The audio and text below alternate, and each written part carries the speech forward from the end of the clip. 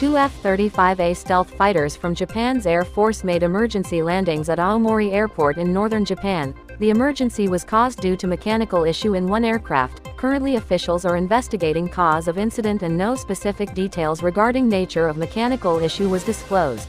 Turkey's carrier-capable drone Bayraktar TB3 unmanned aerial vehicle has conducted its first ski jump test from land-based runway. With foldable wings, the TB3 is set to become first combat drone capable of launching and landing on short runway. Reports emerged that Ukrainian forces have destroyed Russian surface-to-air missile system component in Russia's Belgorod region. The launcher and support vehicles were destroyed by HIMARS strike using GMLRS rocket, marking first instances of American weapons being used to target military sites within Russian territory.